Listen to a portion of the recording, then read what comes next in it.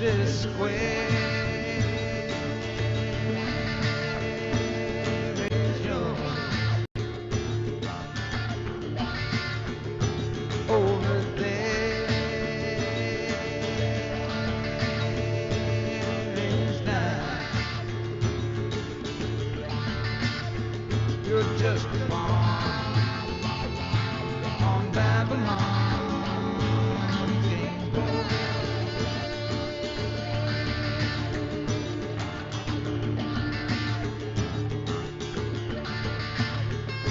That's the way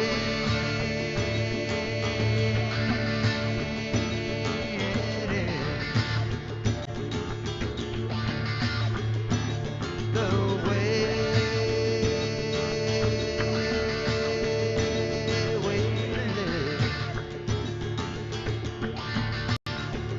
The lines are drawn on Babylon's game board. All you do is watch eastern trees kicking through the ground. You see it on the TV, and you think you can turn the volume down. We're all just pawns on Babylon's game board.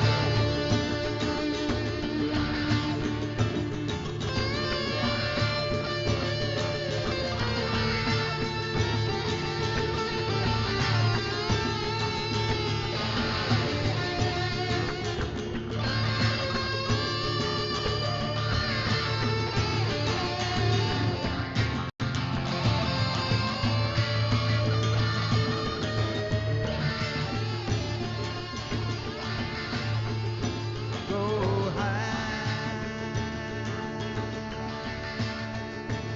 your head.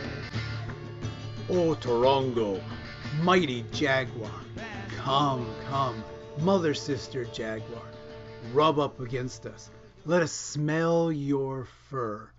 Mother sister jaguar, help us to understand our own boundaries. Help us to reclaim our joy and not let anyone take it from us.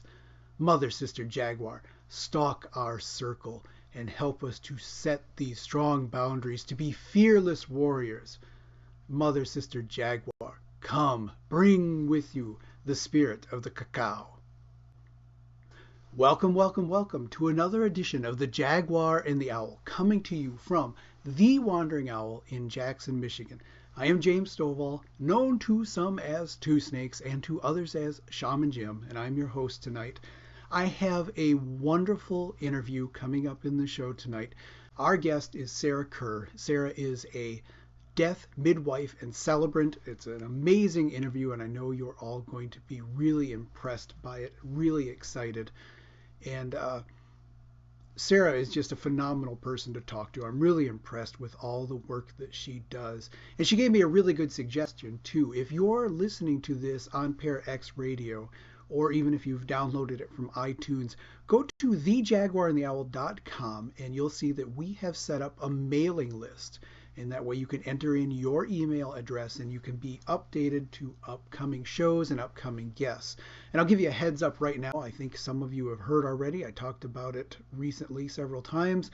On our next show in 2 weeks, we're going to be having Lynn V. Andrews on. And Lynn has been a best-selling international author. She's got 15 bestsellers talking about spirituality and shamanism, and she's going to be our guest next time. So if you want to be updated on upcoming guests and shows, go to thejaguarandtheowl.com and subscribe to our brand new newsletter.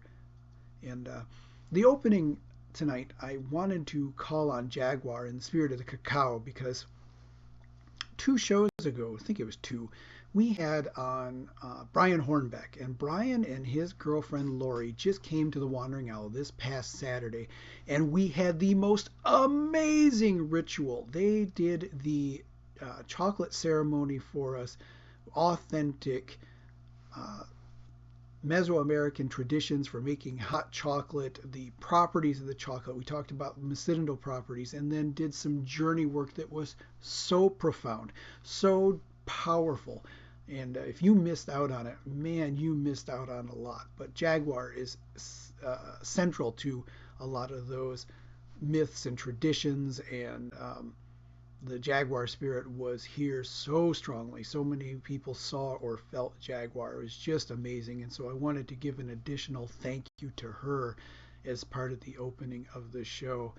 Go back and re-listen to that interview with Brian. It's just amazing. And the ceremony turned out better than I could ever have expected. And we are lucky here at the Wandering Owl because he is going to be back with us here in June. So go take a look at The Wandering Owl, our Facebook page, and subscribe to the events there. And you'll see the events when they pop up. And really soon, we're going to have the ability to switch over to our new website. You'll be able to purchase and subscribe and join our classes and things that we do right on the website, which is going to be phenomenally cool. But when Brian comes back in June, he's going to be doing an herb workshop with us where we're going to talk about the properties of the various herbs, and then we're going to go on a medicine walk, and we're going to collect the herbs, and when we're going to actually be able to make tinctures and formulas and things with them. So it'll be amazing. Everything that Brian has done with us is just phenomenal, and I cannot recommend him high enough. While you're out and about searching too, I would be remiss if I did not mention that you can follow Sarenth and I on Twitter. I am James at the Owl on Twitter. Sarenth is at Sarenth on Twitter. You can follow us there. And also, if you want to support this show, if you can throw a few dollars our way to help pay for our server and our internet access, that would be phenomenal. You can subscribe to us on Patreon. We've got 3 subscribers there, and they are all great people, and we appreciate their support so much. Patreon.com/J Stovall. You can find us on Patreon, and there'll also be links in the show notes both on our website and on iTunes. So really appreciate any money that you can throw our way. It just helps keep the lights on, keeps things going. If you support the store, if you support the Wandering Owl, and you support the Jaguar and the Owl directly, you are going to be able to continue to get shows which I hope you find very informative and entertaining. And we thank you so much for doing that for us. We cannot tell you how much it means to us that you tune in every couple weeks and hear an episode of the Jaguar and the Owl, or that you support the Wandering Owl. It's amazing. My purpose in life is complete when I can share these people and these interviews and these rituals with you all. It's really what I am called to do, is be a facilitator and help you all find these experiences and find these amazing people that do these rituals. And anytime I can do that, I am really grateful, and I thank you all so much for continuing to support us in these efforts. And with that, I'm going to turn this show over to my interview. My guest tonight, I'm really excited. I started running across some of her links and articles on various shamanic forums online. And what intrigued me about them is so many times in our spiritual practices, we run up against death as something that we have to overcome, either on our personal shamanic paths or the death or passage of a loved one. And I really liked what our guest had to say about some of those things, some of the links that she posted up, and just her thoughts on it in general. And so I would like to welcome tonight to the Jaguar and the Owl, death midwife and celebrant, Sarah Kerr. Hello, Sarah. How are you? Hi, James. I'm very well. Nice to be here. Oh, I'm glad to have you on. I know your schedule is really busy. I've been seeing you've been doing a lot of public speaking lately, so I know you have quite a full schedule. Yeah, well, it's great, though, to connect. I was pleased when you introduced yourself online, and I listened to a number of your podcasts and thought, this is a community I think I'd love to connect with. So I'm looking forward to meeting virtually some of your listeners. I really appreciate that. Now, obviously, Death Midwife and Celebrant is kind of the thumbnail version of what you do. Could you explain to people a little bit more about what you do as on your path and his service to others? So I work from the principle that there is some continuity of consciousness in death, that there's a physical body and a spiritual body, and they separate. And um, and that something happens, and we can have lots of guesses about what does happen, but certainly something happens to the spiritual body. And if that's the case, then how do we meet death? Because we don't have that picture for most of the ways we meet death in our more general cultural framework. So working from that perspective, I say that my clients are the living, the dying, and the dead, and I support people as they navigate illness, death, and loss. And I do it really from a perspective of nature-based spirituality, which is sort of how I describe it to people who aren't necessarily familiar with that. For people who are more familiar with those terms, I would say it's a mixture of paganism and shamanism, is sort of the framework I work from. Sure. And that's quite a difference from a lot of the Western overculture, where death is really kind of an opponent. And what the feeling I get from you and the things that you've said is this is just part of the life process, and we need to embrace it and celebrate it as well. Yes, that it's natural, it's normal, it's usually difficult, certainly for the people who are left behind, and sometimes for the person who's dying as well.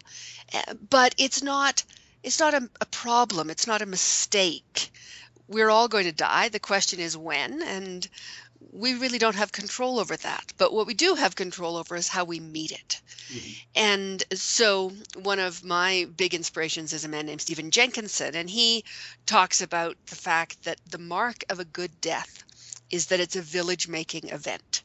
And I like that because it says it's not that you die when you're old or you have no pain or it's tidy or you're in your sleep or any of those kind of things. It says no matter how it happens, if the community comes together and there's more love in the world at the end of it than there was at the beginning, then it's a good death. So I use a lot of ceremonial and ritual practices to help people do that. Oh, that's really fascinating. That village-making event, you know, the first thing that pops in my mind, and I'm sure you had to encounter this many times, is how the death of someone in a family can bring a family closer together and even heal these huge rifts and difficulties. Yes, yes.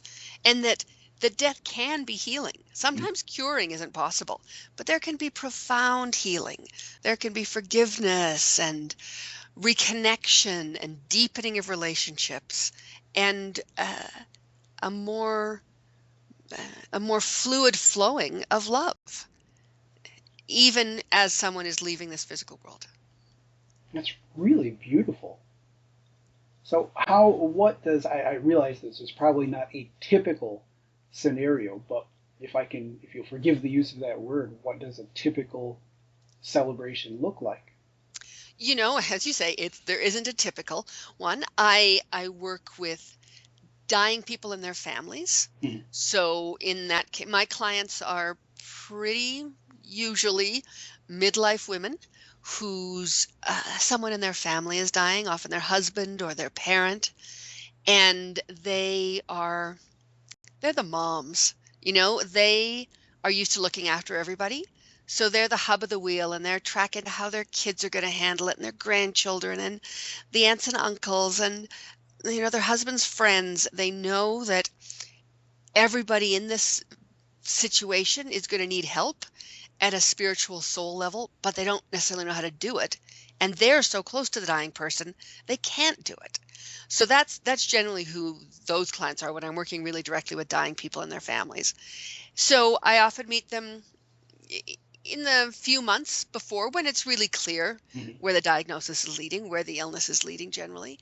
And we do a variety of rituals leading up to the death, depending on what's needed. And I can tell lots of stories about what those can look like. And then often a ceremony. When someone dies, I'll go to the hospital or hospice or home, wherever they are, and do a spirit releasing ceremony. And then some more rituals during that week, and then generally officiate a big funeral. But I also do other aspects of it. Sometimes I'm doing retroactive rituals.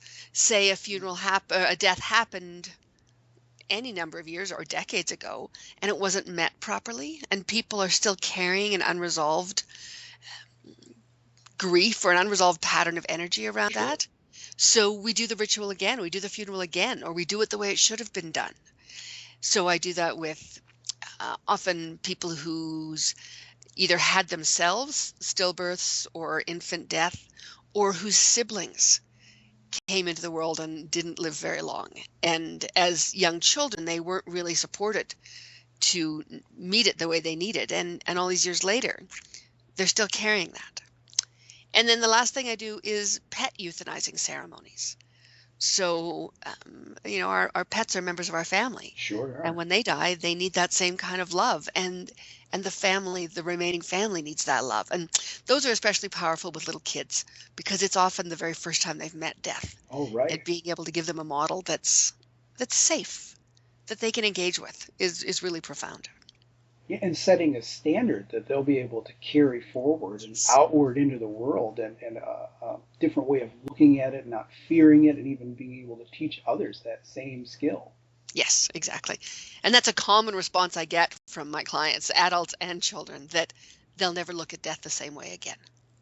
That this is a new way that gives them some new tools. That's really beautiful. For the listeners out there, if anybody's interested, you can find more at Sarah's website too. It's soulpassages.ca, so feel free to look that up. You can also find her on Facebook, where she has a wonderful page as well. And I'd be really interested in hearing some more of those stories, because I'm curious what the ceremonies kind of look like. What kind of experiences have you had there? Well, it's not a cookbook process. I have done lots of study and training in different practices and different ritual skills, but it's a very almost improvised, unique response to each situation. So to give you an example of a family I just worked with, which is a pretty standard way to do it, that this was a man who was in his late 60s, who was diagnosed with terminal cancer and had quite a strong spiritual life and was okay with that. He quite early on decided he wasn't going to involve himself in any kind of aggressive treatments. He had some pretty clear guidance from his own spiritual connections that this is where he was going. And so from that perspective, he decided he wanted to spend the rest of his days living as fully as he could rather than fighting this cancer. So we met maybe 4 months before he died, and I had sessions with he and his wife, and these sessions beforehand looked like a therapeutic or a counseling session. It's often helping people really address spiritual questions about what will happen when I die. Mm-hmm. How do I meet it? What will be my relationships after I've died? And for his wife, how will she be in relationship with him after his spirit has crossed that veil? And so those will be supportive and also planning. For him, he had 2 daughters who had both had small children, so he's not far from newborn grandchildren. And he knew that his daughters had birth plans, and that if you don't have a birth plan when you go into the hospital, if something happens, and often things do happen, things get swept out of your control quite quickly. So he really liked that idea, and he was an accountant. He liked planning.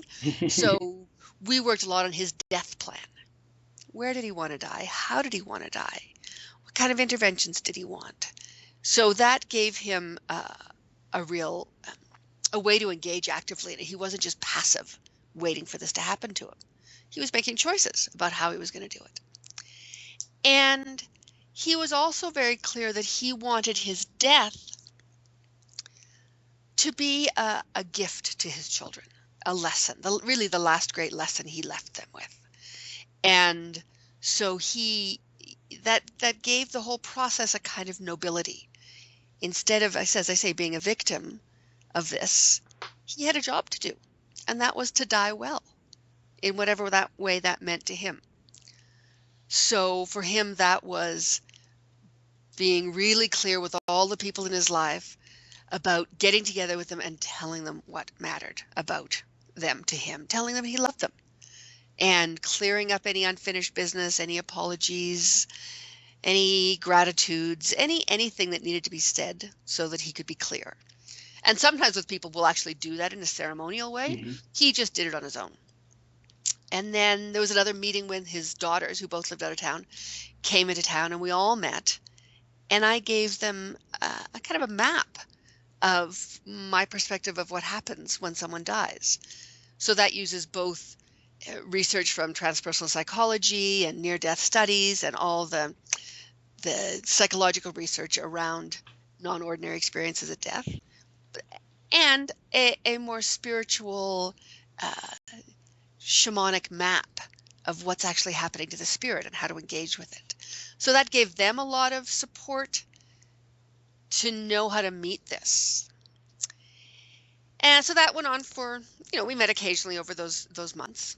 And then he got more and more ill and really retreated and tucked in with his family for the end. And I knew this was happening, and they pretty well were doing that on their own with a little bit of guidance from me. But then I got a call the night he died, as I knew I would, and went to the hospital to do what's essentially a last rites ceremony. I walked into the room, and even though this was not a surprise, it doesn't matter. People are still undone. Right. And people were shocked. And I just walked in, and everyone, it's as usual, had these really big pie eyes and were kind of gray in grief. And I met one of his daughters at the elevator as I came up into the oncology ward, and she gave me a hug, and I felt like her spine was spaghetti. She had no internal structure. And when I walked into the room, it was the energy in the space was this swirling, recirculating grief. There were 5 or 6 people there, and they had their heads down the bed, and they were sobbing, and they were just swimming in grief. And so that's a natural response. Mm-hmm. Here, their dad and husband, the head of the house, really their male leader in many ways had died, and so their lives were shattered. And that's part of the rite of passage that death is.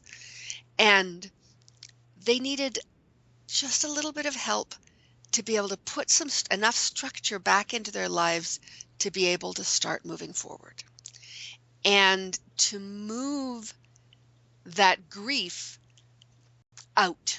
Mm-hmm. Instead of just swimming around and around and around in it. So I arrived and said hello and kind of sussed out the room, and did a version. I do versions of this, but this was particularly modified for them, where we did a goodbye ritual. Mm-hmm. So we gathered around his bed. They just need sometimes someone to say, and now this is what you do, because they can't. No one can in that situation really very well.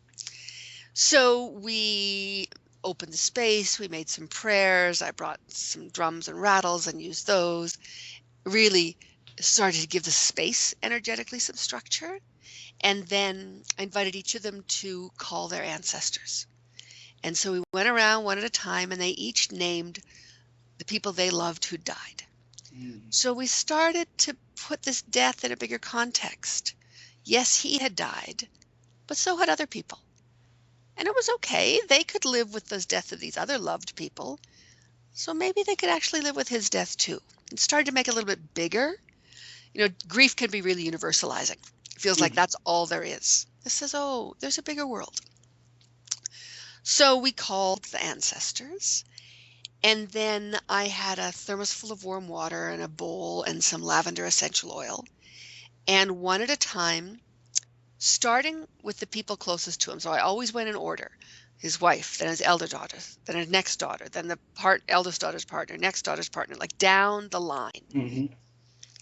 Each of them bathed his face and hands, and sometimes his feet, depending on what they were called to do, with this beautiful lavender water. And they said their goodbyes. And everybody else witnessed. And we just take as much time as it takes, but it gives a ceremonial anointing to actually get to say goodbye. And so that was our first round. And then um, for this fellow, the Lord's Prayer had been very important to him. So we held hands in a circle around his bed and we said the Lord's Prayer.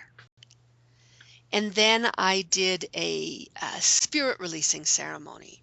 You know, the spirit is held to the body at the chakras, Right. and they spin counterclockwise when we're alive. So this is an energetic releasing technique. It's a counterclockwise spiral inside a counterclockwise spiral that I learned from the medicine people in the high Andes in Peru. And it really gathers his spirit and helps it move out. I'm So familiar with that one. That's funny. I yes, didn't realize. yeah, it's very effective.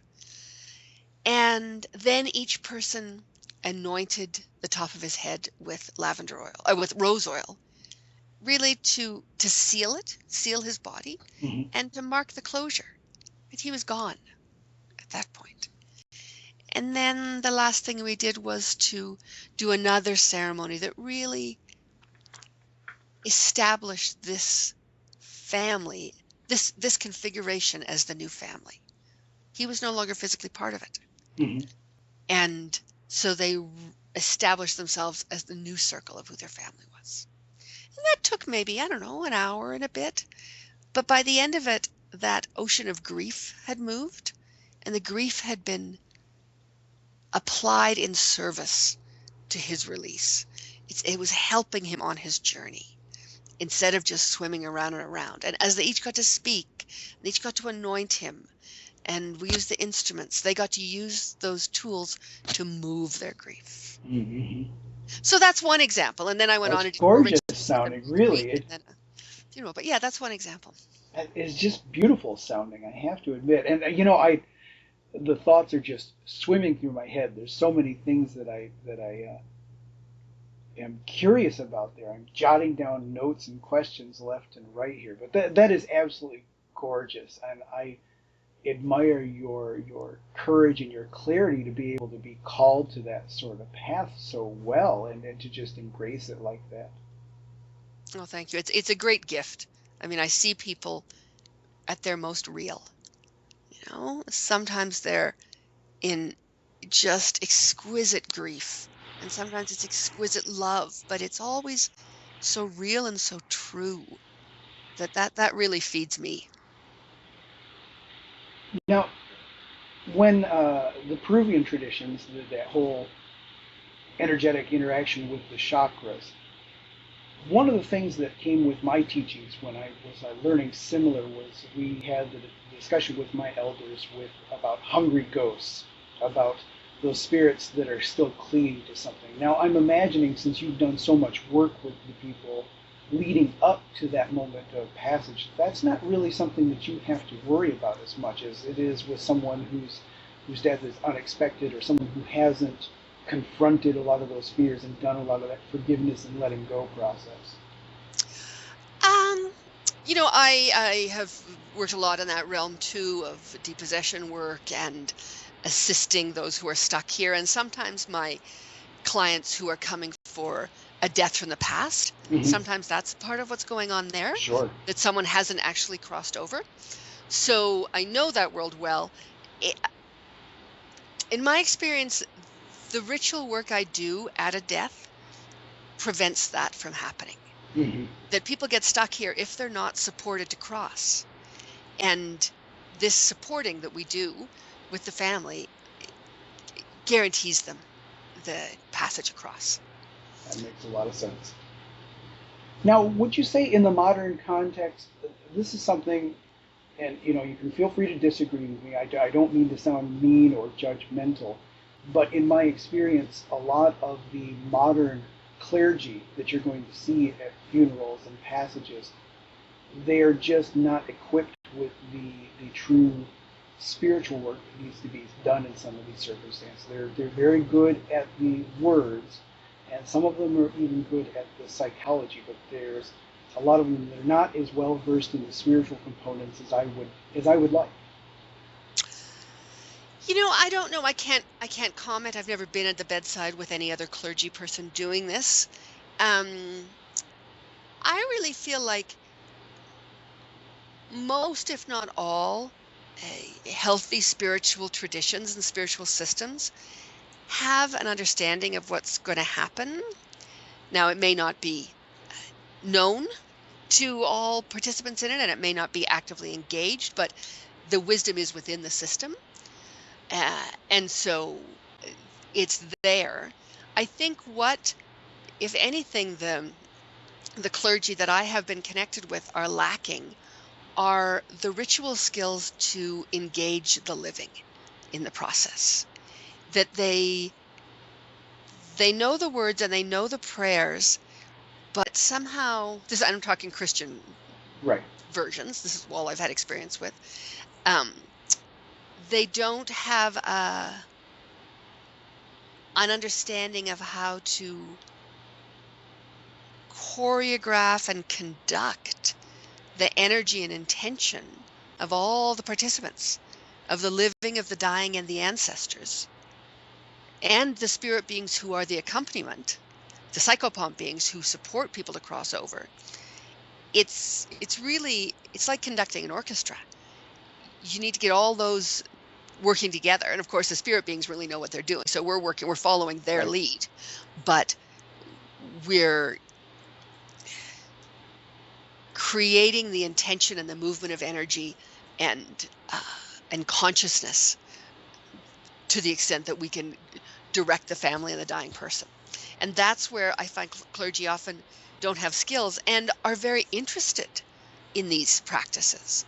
And I'm actually in the process of designing a training to teach ritual skills independent of spiritual system. So I use these ritual skills within a nature-based spiritual approach. But there's certainly ritual skills that could be used.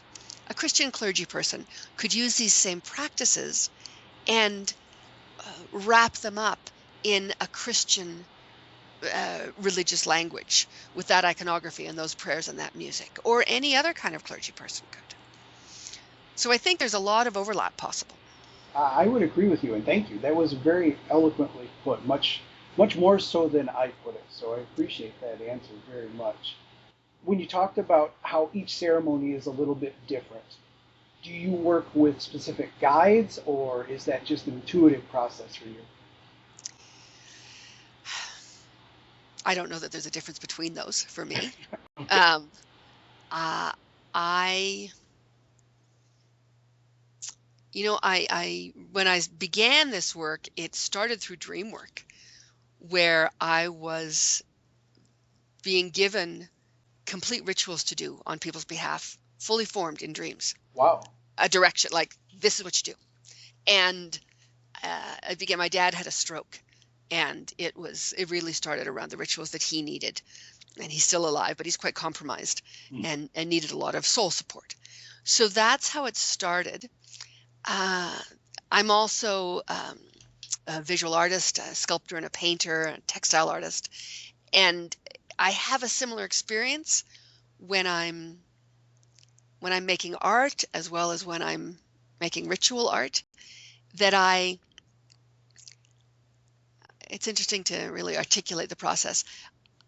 What I do is I snoop around, I watch the energy in the system, I really attend to everything that's going on, and I figure out where the energy is not flowing, where in the matrix, or I really see it geometrically, almost as a mandala, some sort of sacred geometry shape. Where is the energy not moving right? It's stuck, it's dropped, it's dark, it's dense, whatever you need to describe it. And then I ask for the ritual gesture that will restore the right flow of energy. Okay. And so, for instance, I worked with a client who, she's 53. When she was 3, her mother and sister died together in childbirth. They went to the hospital. She thought her mom was gonna come home with the baby, and neither of them came home. Wow. Terrible tragedy, absolutely unexpected. And the family was devastated, and they responded as best they could. But they didn't name the baby. They buried her in the grave with the mom, but they didn't give her a tombstone. They didn't mention her at the funeral, and my client at 3 didn't go to the funeral. So in the preliminary work, this is when I'm sort of doing the diagnostics. We're really trying to identify, and I do this very collaboratively with the clients. It's they know what's up and where the block is, and I just help them find that. Mm-hmm. So what we really came to, and it took a little while to find this, but we came to the fact that her baby sister had never been received by the living in order to then be conveyed to the dead. And she described it. She said, she was never not a fish. She never came out of the water. And she never arrived in this world and then was conveyed to the next. So she was stuck, right? She was one of those uncrossed souls. And for my client, she didn't know, do I have a sister? Did I have a sister?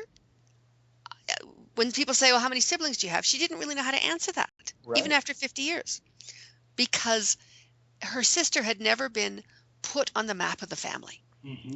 She'd never been established as part of the family, energetically and ritually speaking. So she wasn't really there. So no one quite knew how to relate to her because she wasn't really there. And so those are two energy patterns out of balance, right? The sister hadn't been received and hadn't been conveyed. For the client, she didn't know how to relate because the sister wasn't on the map. Mm-hmm. And because my client hadn't been taken to the funeral, and at 3, she wouldn't have understood it intellectually, but a good funeral ritual, an effective one, it's not an intellectual process. It's an energy medicine for the collective. It's a change pattern in the system done through ritual means. And she would have received that even at 3 if she had been part of that. Mm-hmm. So she didn't have any social validation for her grief in that ritual way. And all her life she'd felt guilty for grieving. Little kids make decisions and then they stay with us. And she knew it didn't make sense, but she couldn't shake that her grief was not really somehow something she should be allowed. So this is all going back to how do I decide on the rituals? Right. Well, I figure out where things are stuck. And for those ones, that's where things were stuck. That she needed validation, the sister needed to be on the map, and then the sister needed to be conveyed. And then, I don't even know how to describe it. It's like I just, in my inner awareness, I put out a welcome mat and I just say, this is what we need. And the whole thing lands almost whole cloth, sometimes faster than I can keep up with. Like, this is how you do it. I know that feeling. Yeah. And sometimes this happens when I'm in the middle of a conversation with the client and I have to actually just say, well, slow down. Let me finish this sentence and then I can get you. So it's very directly delivered.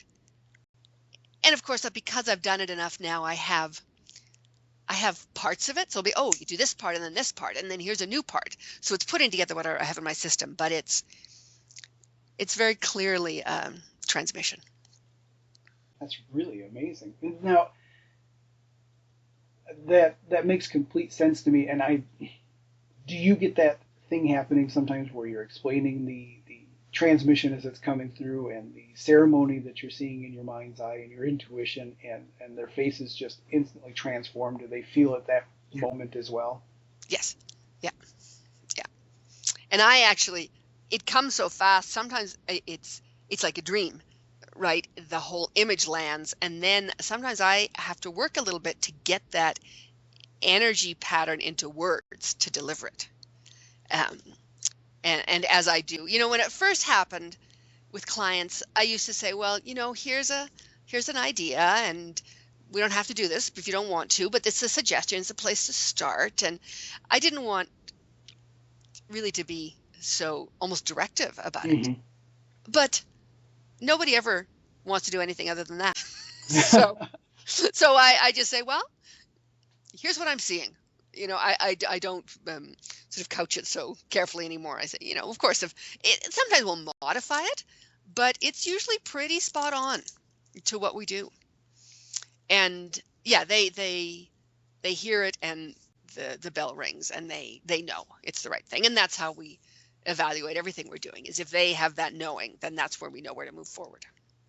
Well, I think, people come to facilitators of ritual, to shaman, because they know something needs to be done and they kind of want to be directed a little bit. It's not like you're forcing them, but they're stuck. If they knew what to do, a lot of them would do it on their own.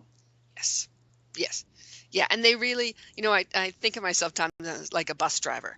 If I live in Calgary, we're close to the mountains and Banff and the Canadian Rockies. And, if you came to town and with a bunch of people and you said, I want a tour bus to take me to all the great sites in the Rockies, you get on the bus and the bus driver, you say where you want to go. And then the bus driver deals with, you turn left, turn right. We're getting here in time for the museum to open, pack your lunch, all that kind of stuff. We agree together on where they want to go. And then they actually get to be passengers. And that allows them the space to be engaged in the transformative experience. If someone else is holding the container, the alchemical vessel, then they can come undone and be reformed inside it in a way that they can't if they're also trying to manage and control from the outside. Makes complete sense.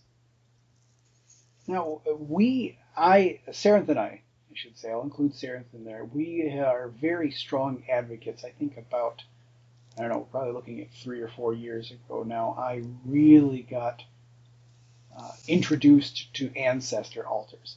And I'm wondering if you work or teach ancestor altars, or what sort of aftercare do you do for some of these things? Is there such a thing? Yes.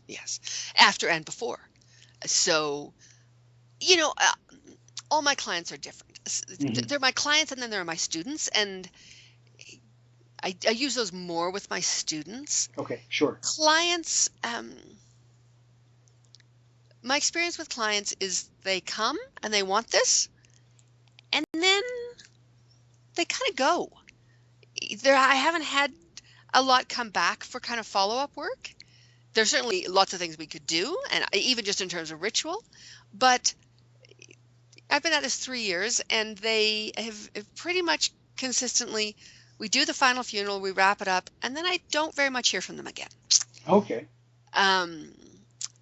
But with my students, we do a lot of that work to deepen their connection with the other side, with the ancestral spirits, and both to connect with their own. Either they're dealing with a recent death and they want those kind of relationships, or just to really help configure their energetic body to be fluid across those veils. So yeah, lots of ancestral work, and particularly when we're doing unresolved deaths from the past. With those clients, I do a lot of ancestral altars, because often I find that the spirits of these, very, very often it's young children. That's really the most common one I do from the past. They're just dormant. The image that came to me so clearly with one, and it really is such a strong image, is of a library book lost behind the couch. It's not really causing any sort of terrible problem. It's not, these spirits aren't often in a lot of distress. They're just kind of like the pause button is pushed. They're not in circulation. Mm-hmm. It's dust bees. And the larger system is suffering because they're not there, right? This library book is not circulating. We don't have them in the picture. But it's not, I haven't had any as of yet who are really stuck, actively and distressedly stuck, or who are affixed in some way to a place or a person. They're just kind of lost, quietly lost. And so what the ancestor altar work does is start to wake them up. It's sort of a yoo-hoo, hello. Right. We haven't paid attention to you, but now we're going to. And so the ancestral altar wakes them up and starts to connect that, oh, there is somebody who's thinking about them, and they were often sort of abandoned or not supported when they needed it, when they did die, but now we're here. And so the ancestral altar wakes that up. and and gets them back in the system, and they help us determine what they need, and it starts to deepen the relationship with the person who is trying to connect with them. Library book is a really good analogy too, because as you said, it's not really necessarily causing harm, or it's not suffering in its own right, but a library book, a book in general, is filled with so much potential. There's potential information, there's potential things that can happen, and thoughts that can come from a book.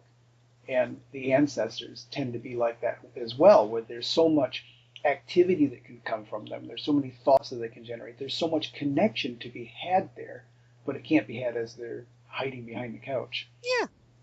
It was when I was shown that image, it was just such a perfect one. Yeah, it's great. I love it. We just need to put them back in the system. That's right. So they're flowing, and everything they have to offer is available. So I got two questions, and one question is a little bit about how you got started. You talked about dreaming and that sort of thing, but I think I'm gonna hit you up with one question first, and this might be the easiest question I ask all night, or it might be the hardest. We're gonna find out. I was having a conversation with one of my students very recently, and we were talking about someone in her family that's about to pass, and then another person that had passed a few years ago. And we got in a conversation about the term that so many people use, that is crossing over. And I was trying to explain to her that that is such a complicated term, and it's going to mean a little bit of different things to different people. To me, crossing over means that the parts of us that need to go on do.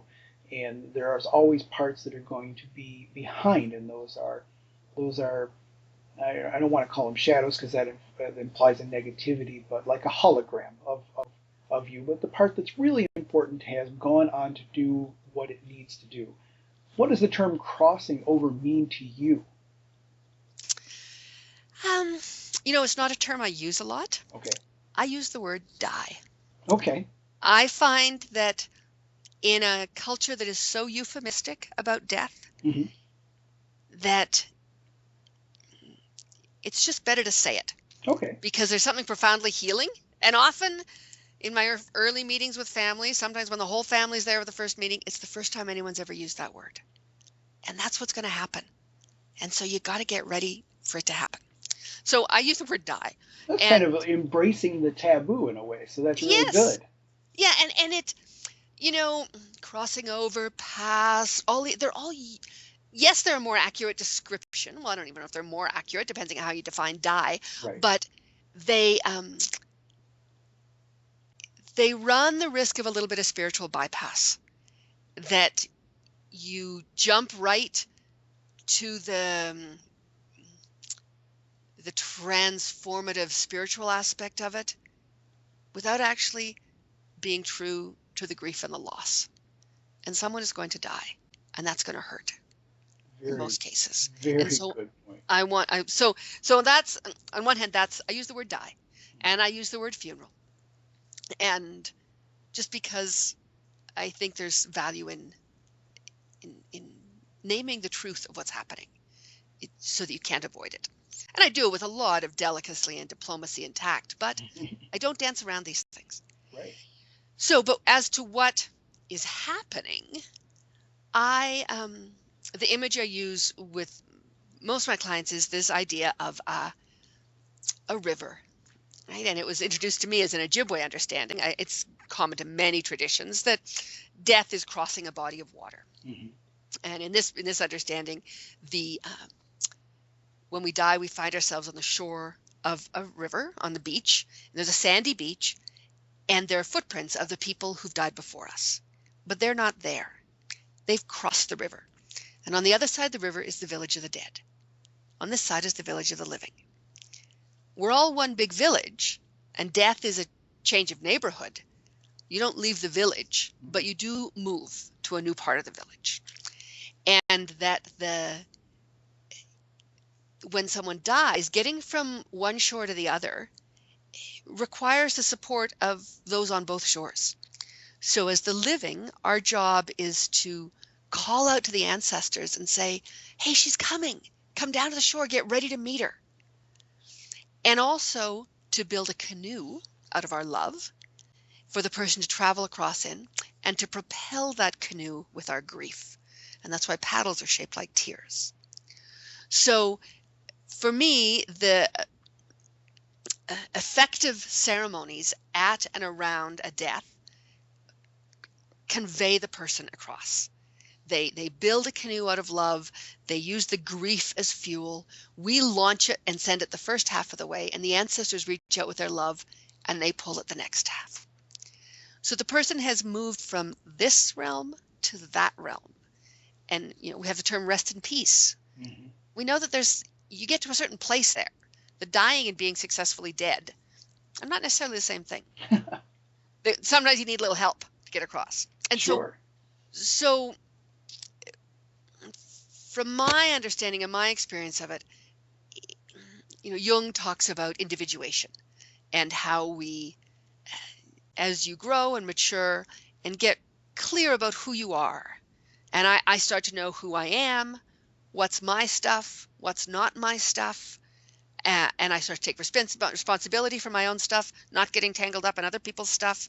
That's individuation. When you've got your own self figured out, from that place, you can be in really rich and intimate relationship with others. But if you're all blurry about what's my stuff and what's yours, those relationships can be messy. So I see that crossing of the river in a way as an individuation.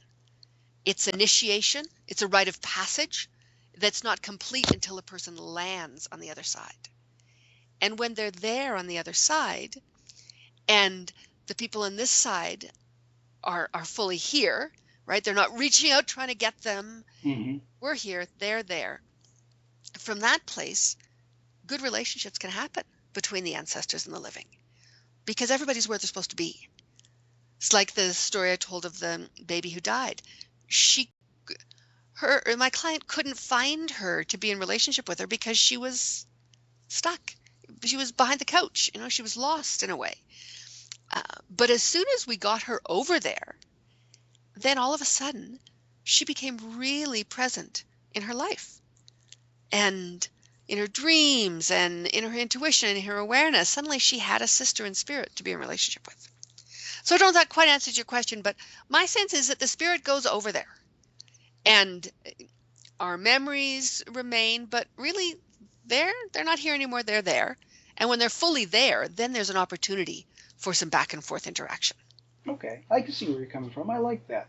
I guess my 2 cents worth would be during your story, if we use that story, that even when you're in the village of the dead, you've crossed the river, your footprints are still there on the shore of the living. So that's kind of what people are still seeing and interacting with sometimes, is the footprints as opposed to you. Right. And the legacy. Right. Right. Yes. I like that. Great answer. So how did you kind of get started on your shamanic path? Was that all with the dreaming process? I had been deeply involved in social justice organizing and global action organizing for most of my 20s. And then it just became clear that this was not a very sustainable way to make change. I had a lot of tear gas and rubber bullets in my world, and it was hard on the body and hard on the everything. And it didn't seem to be making the change that I was interested in. I was involved in a lot of direct action street demonstrations against globalization and corporatization. So I went back to school, and right in that window, as I was making the decision to go back to school, I had a huge opening that I don't even to this day know for sure what caused it, if anything caused it, when really all my filters blew off. And I was, from never having been really this way inclined. I mean, at one point someone said, "You should see a shaman." I said, "What's a shaman?" Like it wasn't like I went looking for this. But I suddenly had access to all sorts of information in a way that was really pretty overwhelming and almost debilitating. There was a period there where I couldn't go grocery shopping because I could taste all the food on the shelves. Oh, wow. And when I went into public spaces, I could feel and hear physically and emotionally everybody's everything. It was just way too much information coming in. And it took me, I went back to do a PhD sort of at the beginning of this, moved to the Bay Area, San Francisco, and it just got more and more dramatic. And I had moved to the right place and looked for different kinds of people to support me, and found that the most appropriate support for me in that situation was through shamanic teachers, that was the spiritual path that resonated most closely with me. So I did a lot of studying and a lot of personal healing work and a lot of hard work to get this sort of opening integrated. It took me 8 or 10 years. I mean, my eyes were brown and now they're green. Like I really Wow. had some big shifts. Yeah, really. And then finished my doctorate at about the time that I was starting to feel like I had my feet under me in the energetic and spiritual world too. So those two things really coincided and led me on this path. And part of that experience was a very strong connection with the dead. I hadn't had a lot of experience with dying or dying people, but dead people, I knew that world.